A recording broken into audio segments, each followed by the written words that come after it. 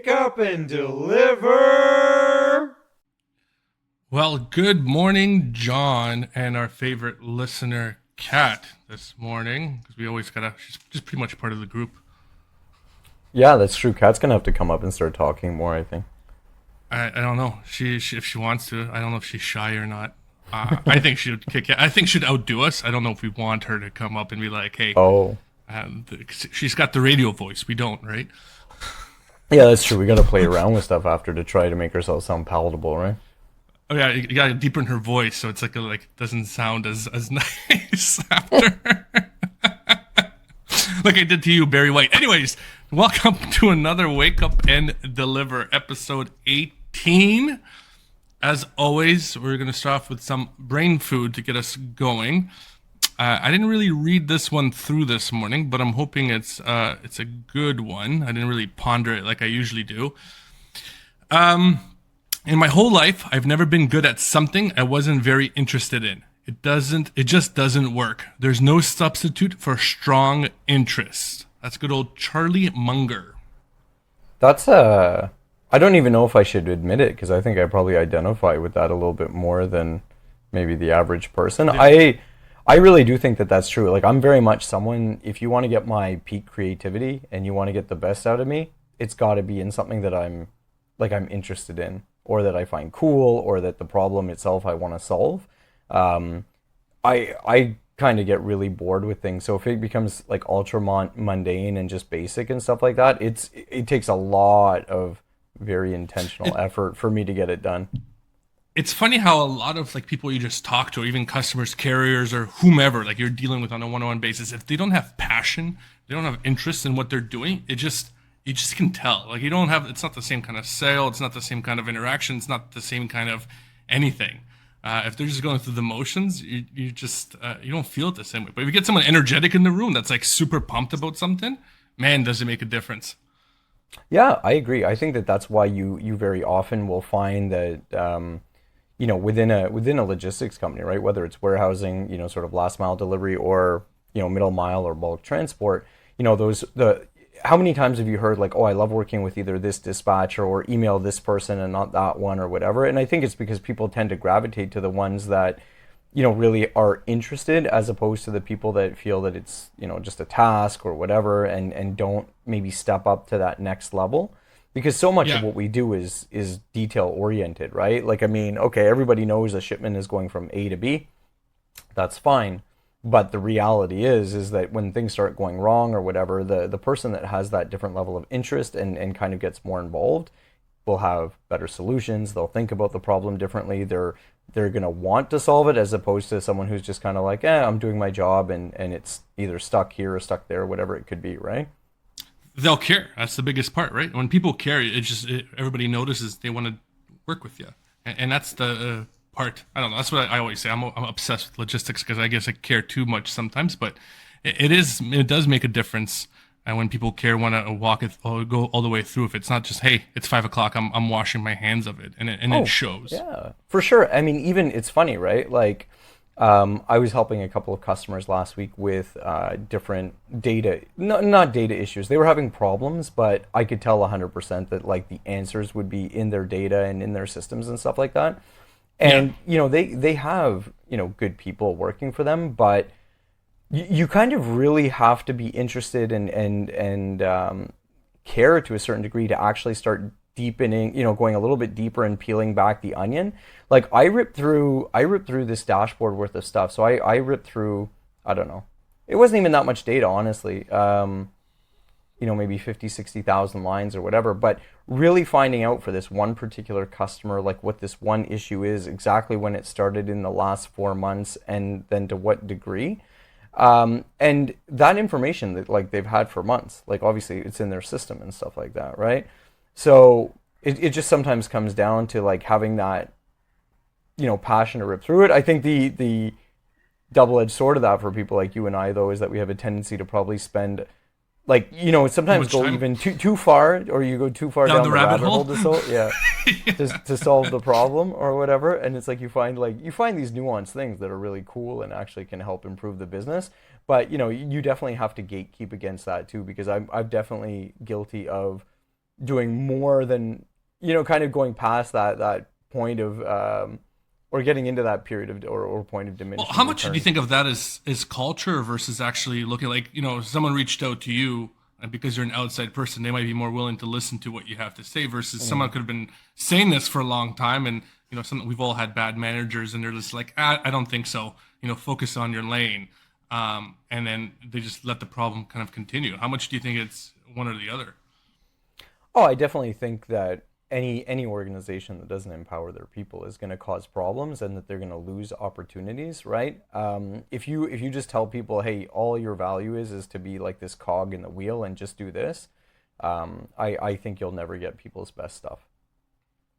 Yeah, I find it because a lot of I don't know if you've been following a lot of articles outside of logistics. I know you're very much in tune to the logistics articles, but outside of it, there's a big challenge in the industry, in that industry, just in the workforce with Gen Zs. People are just like, I don't want to hire Gen Zs anymore because I don't get the same production value out of people. Do you think it's just a matter of those Gen Zs just don't care about what they're working on and they're just mailing it in versus previous generations it wasn't caring as much caring about what they're doing but more about showing that they're productive and able. Oh, okay. So that's super That's a stump. loaded. No, no, it's super loaded because I actually do. I don't write about it anymore because I used to write about it all the time, but I used to do a lot and I still do a lot personally, like for, like sort of leadership and team management and all of these things. Mentoring, I you said you'd like to do Yeah, yeah, mentoring I too. still do mentoring these days. I just don't write about it because I it's sad, but people are like, I don't want to see that. Anyways, the interesting thing with Gen Z, I think that that's actually complete bullshit, and I think that as someone who's always had younger teams, like I've been fortunate to be tasked with taking that green manager or that new supervisor and really bringing them along. And I personally I love it. I think it's really great. I think it's a really awesome two-way exchange because I think that getting the fresh perspective from people that are just so unencumbered with like the whys and are very curious is fantastic for innovation and creativity. But on the flip side, it does take a lot more work. So people who aren't hiring Gen Z, I think that they're probably really misunderstanding the cultural dynamic. Because to your point, do I think that they're different? 100%. But I think that that's true of every generation. I saw this really great post once, and I'm gonna butcher the hell out of this, but it was essentially like talking about the main motivators of the last sort of 3 or 4 generations, and it went from just having the base safety stuff met, like, right, like especially towards like the industrial revolution. It's like now you could have a job, you could be very stable, and just having that sort of safety and security was so Yeah, important that people I've were seen just this too. happy. Yeah, that people were just happy with that. And then it got into then like kind of like wanting to give more, so like getting a different type of status and sort of climbing that ladder and being a little bit more wealthy overall. And now you're seeing this big shift of being like, well, the concept of like a safe work environment or having a job for certain safety isn't really like the base expectation. People kind of just assume that like that's not their base need. I mean, it's their expectation. And now Yeah, it's shifted so much towards quality of life. And yeah. that I think dramatically changes how you have to interact with people, because look, the reality is that person that was motivated just by having base security by working on a production floor and having a stable job and a stable paycheck, that when that motivator is not there and someone's like, no, like the quality of my life for that time that I'm trading, right, is important. I think it does change how you have to manage. I think it has to change your work environment because I remember even before COVID, a lot of logistics companies were picking cool areas, not just like hotbeds of where talent is, but cool areas that younger, um, new talent wanted to live. So, Hmm. Colorado became a very big place for a lot of logistics companies because the younger Gen Z generation wanted to live in Colorado. So it wasn't like it was a good hotbed for commerce, but it was just a place that people wanted to enjoy their lives. Mm.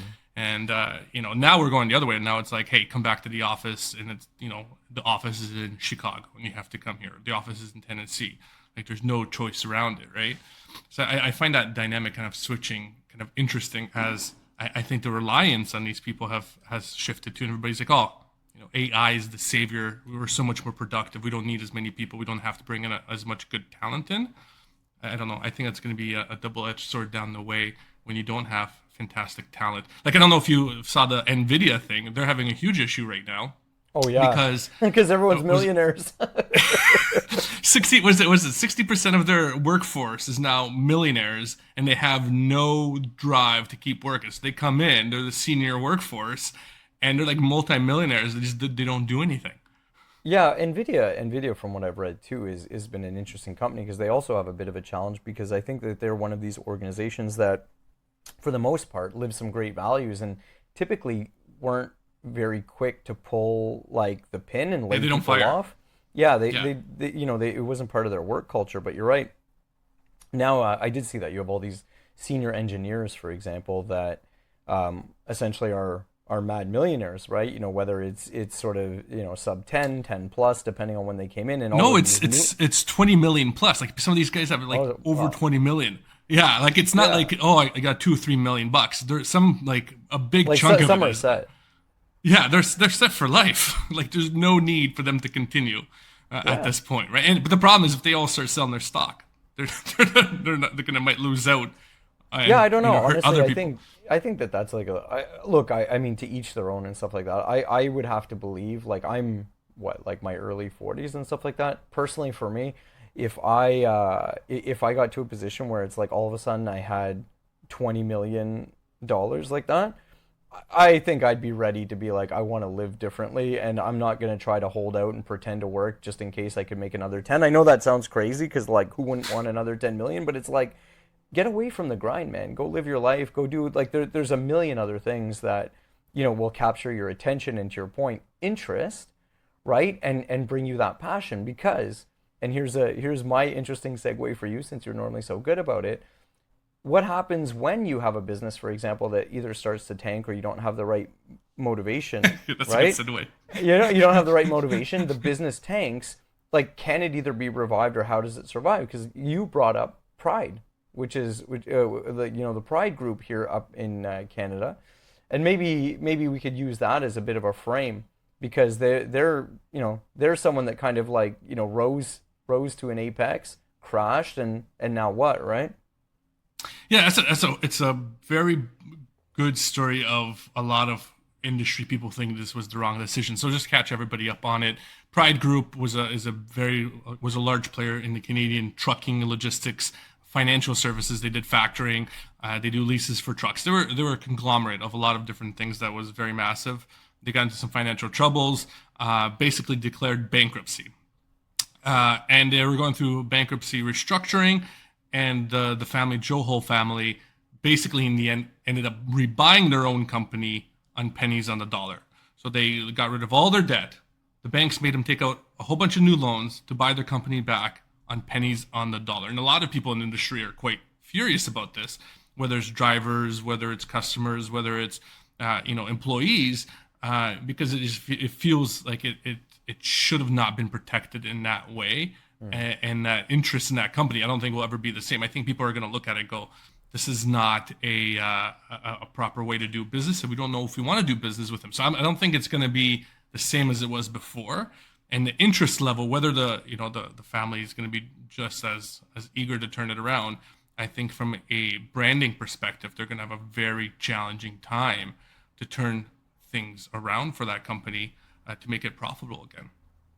Yeah, I mean, definitely can. I think it really comes down to how you're going to be able to spin the message, right? Like, what is it that you're going to be able to say, and how are you going to be able to say that, working with pride, after death, before death, so to speak. Like, how are you gonna, how are you gonna be able to position yourself differently? And does that story connect with people? I think is going to be what's going to be really, the make or break thing. Because if it was just like, we were really lazy, we got complacent, we stopped paying attention, blah blah blah, and now we're just going to be better. I think that that's a shitty message. I think that's going to be really hard. If it's if they have something they can pin it on a little bit more specifically, though, I'm not so sure. I No. mean, people kind of default to what they know. There's a lot of psychology around choosing the devil, even if it's a worse deal, just because of the fact that you're so familiar and you feel that you understand it.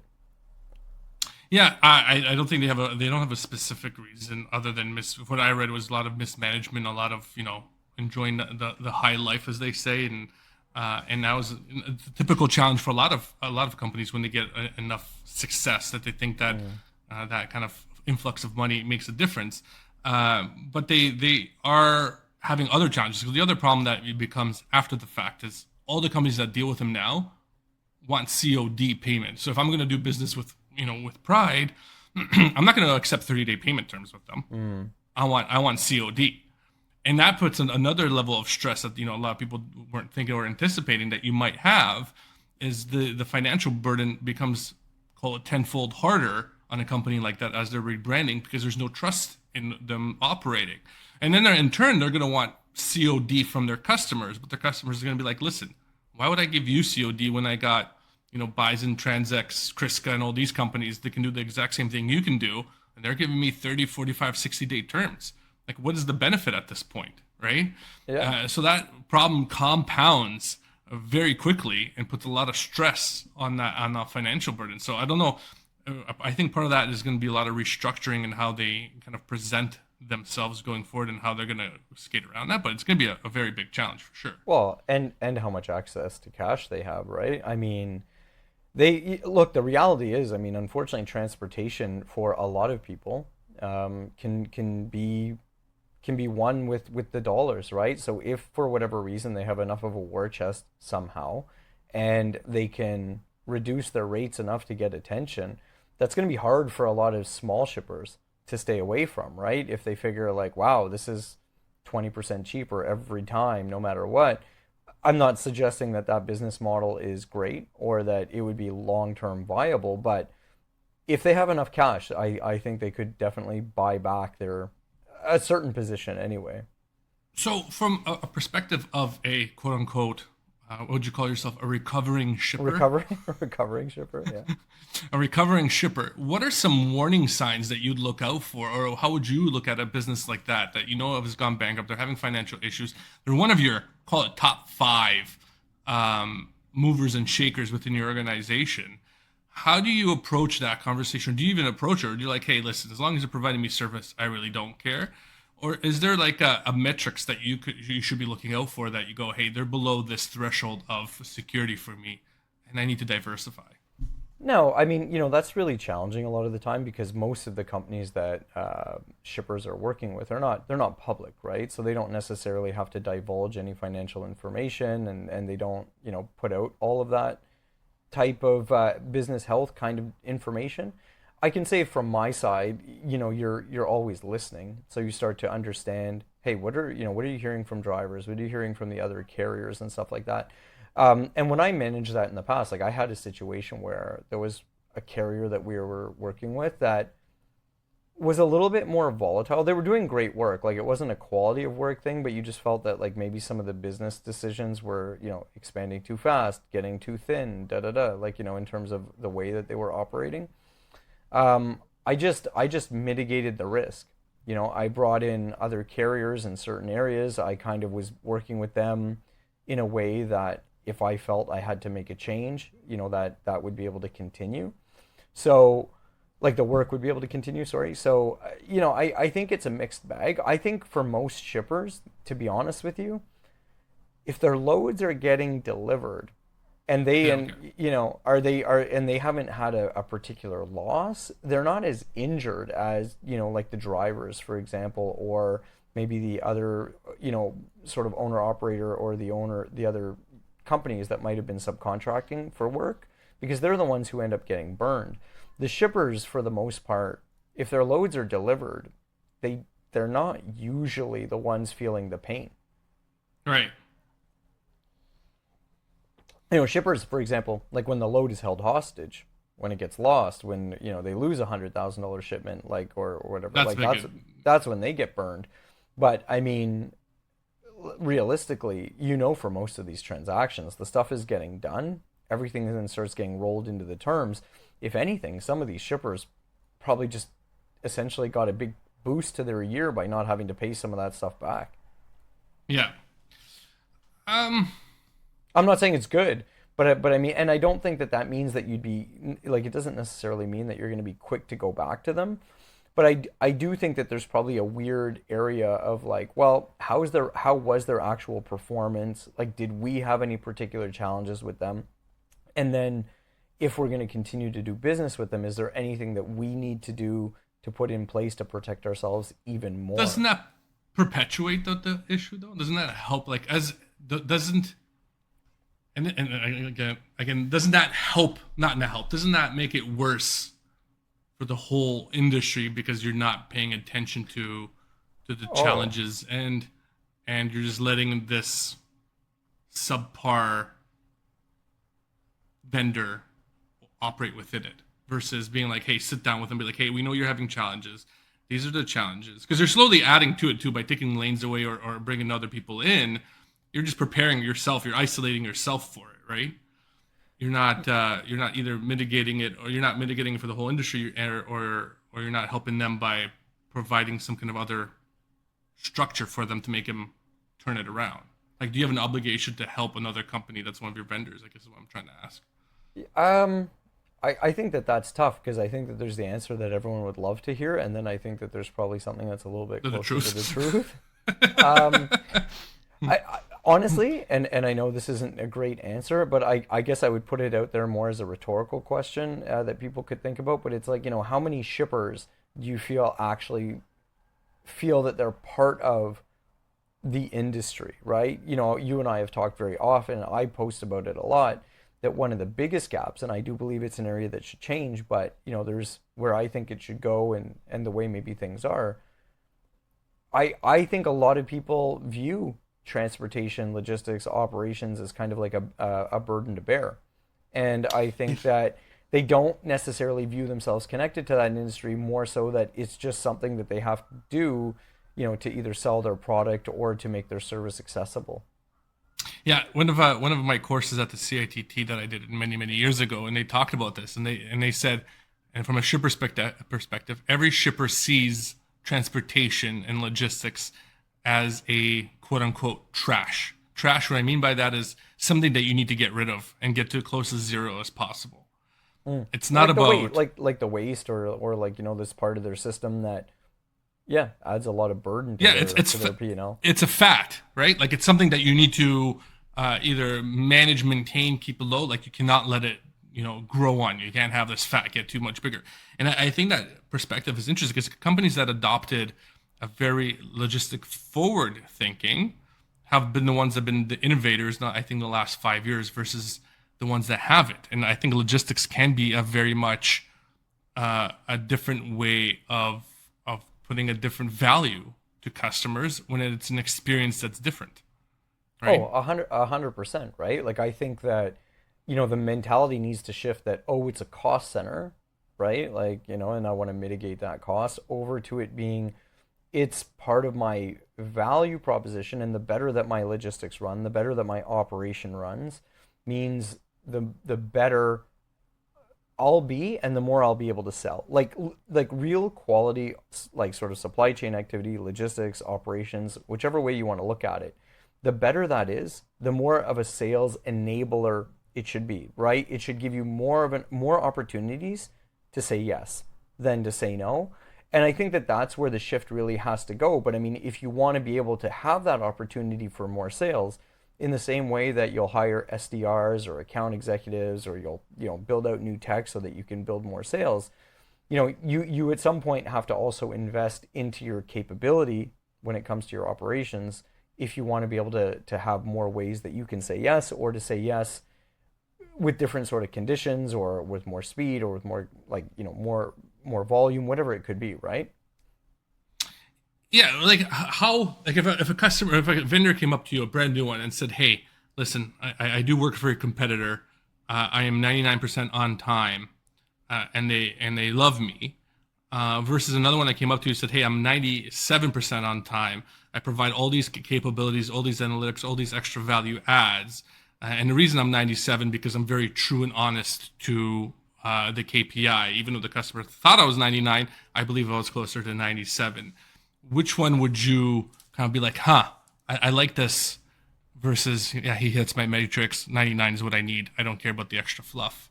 Well, first, I think both of them are missing the boat by talking about their SLAs, because the reality is, from a shipper's perspective, it's like you kind of expect 100%. Like there's every shipper is gonna accept some degree of less than, but the reality is, if anyone has their choice, it's always going to be like, look, I'm contracting you to move my stuff. Like, I always want it moved at the right time, to the right place, to the right customer. You know what I mean? Like everybody wants Yeah, 100% but OTIF.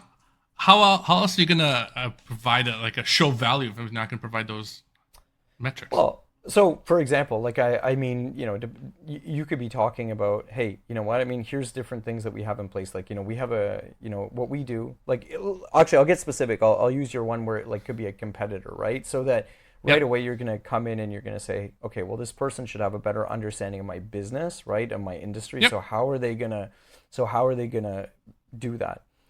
An example of like when I was in the food industry, right? Especially when we were doing like longer hauls or deliveries to customer warehouses, right? So, the Walmarts, the Loblaws, the whoever's it could be, and going into their warehouses. Well, that whole world has got a really mixed bag between sort of like the carriers and the programs that are associated with the customer versus like when you do it on your own, and there's like all of this mitigation and risk around penalties and on time and all of this stuff. So someone just coming up to you and saying, hey, look, we specialize in the food industry. We actually also have a huge segment, like, 55, 60, 70% of our business, whatever, is in refrigerated and frozen. So we're highly specialized and we really focus on that when it comes to product quality. We also know that how important it is for you to interact with these main warehouses from these customers. So what we actually have in place is that, we have this program that competes directly with their vendor chosen program, for example, right? So we offer you better pricing, but with the same level of consistency and quality, so that you avoid your penalties. And here's how we do that. That type of negotiation or that kind of discussion would get a lot more attention, because you're speaking to every one of the issues that come up when someone's making those decisions. And you're not going to talk about SLAs, because again, like the reality is, you're going to bomb out pretty hard if your SLAs are trash if you're trying to compete on that program. You know what I mean? And especially when it's part of the expectation, like you're expected to pick up and deliver Yeah. on time. Yeah, Like yeah, it's not exactly. even a question. Yeah, there's shit happens. Ship Ship happens. ship happens. There you go. But the expectation is that that's just an age old, thing that you just pick up and deliver on time. Like that's not a value add anymore. Yeah, You exactly. quoting that you can have a lower rate, that's not a value add either. You're supposed to give the most competitive rate for the best value there is. That doesn't mean it has to be the cheapest. There's a very big difference, I think, in that as Hmm. well. As long as you show that there's value in what you're doing, you're providing a different way of looking at it. I think you can add a little bit more to it, like you said, in the way you structure that. I think I'm happy that this is recorded because I'm going to go back and write notes on it. No, but but it's it's true though, true. because yeah, because you're right. I agree with you 100% in the sense of like, your value doesn't have to be there, but you need to try to structure your rate in a way that provides more value. And that's why, a number of times in our conversations, what's come up is like kind of my position that I think more, whether it's like sort of 3PLs that touch warehousing, or whether it's sort of like in the transportation space especially, but even in last mile delivery, I really do think that the differentiators and the companies that are going to have more success are going to be the ones that find ways to take on a little bit more work or a little bit more responsibility than they do today from those shippers, to offload some stuff from their plates, to be better partners, and to give more value for what it is. So it's not just on low rate, because honestly, and this is the biggest thing. One of the best books I ever read talked about this concept of, there's three ways that you can stand out in a market, okay, and stand out with your customers. It's like either with innovation, and you have essentially like the best innovation, or you have something so novel or so proprietary that you can Yep. win. And a really good example of that was how Apple just took the smartphone market by storm when they came out with the first, or yeah, Apple with the first iPhone, when everything else was a little bit different. That was an example of like a business and a vendor just dominating with pure innovation and taking market share. The other one is operational excellence, which is, hey, I'm going to be so good with my operations and I'm going to be so dialed in and so specialized that I can offer the best rates. But the reality is that when you do that, you also have to accept the fact that the high likelihood is that there's only so much room. So you have maybe room for one or two real low cost providers that can actually be that operationally excellent. Everyone else that tries to do it on rate It's is generous. just burning themselves. Well, they're just going to burn Yeah. themselves because they're not actually going to be at the same level of profitability. And then the third, and probably the one that's the most ignored, but it's usually focused on more on sales side to try to get deals initially, but it really needs to be adopted more on the operational side, is customer intimacy. And that Ooh. is this concept of like, I know my customer's business so well that I know what they really need and I can then plan and present and dial in for them. And that's an area in logistics and operations especially that I think is just not there, because honestly, it's the hardest. And I say that as someone who's very pro operation, operationally excellent, in terms of what you should do. But Yeah. but real customer intimacy is the absolute hardest, because you have to spend time looking at their business, understanding what it is. Like even this 3PL that I started working with in the last couple of weeks, like taking information and taking data and looking at it and looking at trends over time and really understanding, okay, well, like what are they doing? What are they moving? What are their best SKUs? What are their worst SKUs? What's this? Where are they shipping? Where did something just change for them? That's a lot harder than me being able, and because I have to do that for every customer and I have to start having that level of understanding for every customer, that's way harder than me being able to go out to the floor and establish a really great pick, pack, and ship process that can apply to everybody. I'm trying to phrase this in a way not to give away what you're working on, because I know you and I talked about it a little bit. But Yes, you do know more about it. Yeah.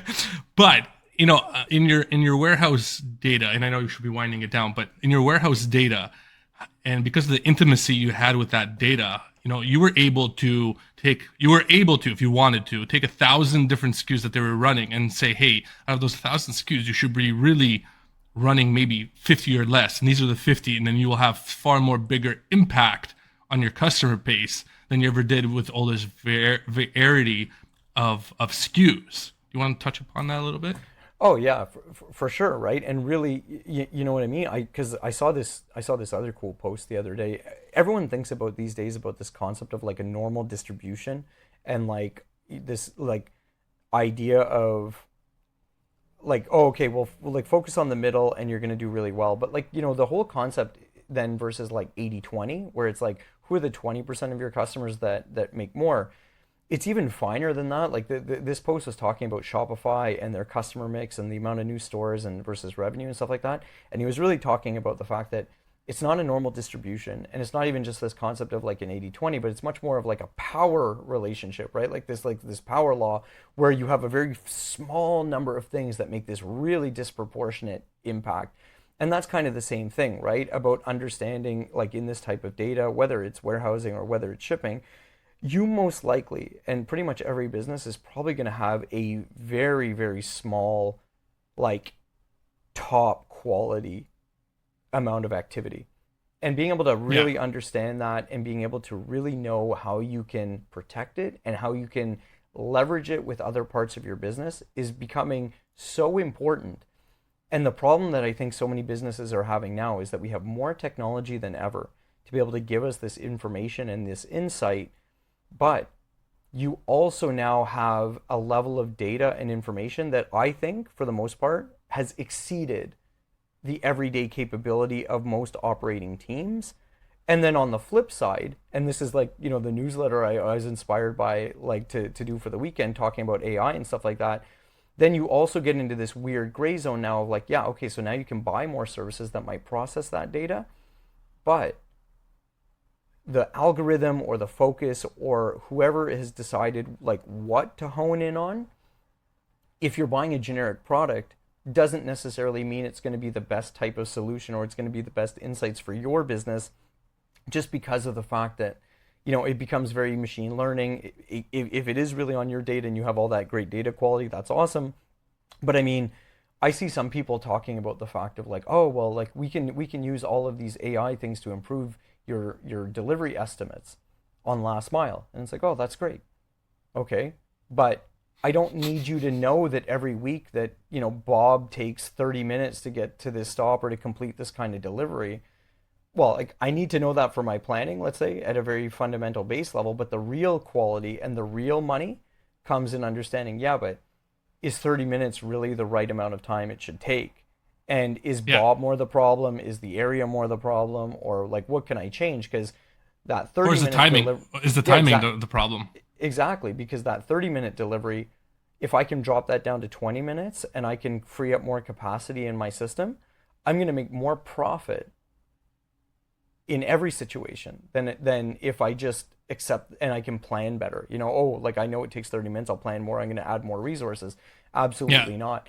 Every time that you have the ability, and this will be my final thought for today, but every time you have the ability to put more throughput at the same investment, like your same capacity and get more out of it, your profitability is going to soar. And that really needs to be the key for most businesses and logistics these days, because we can't afford to just add more resources anymore. It's just Yeah. it's not there. The support in the market's not there.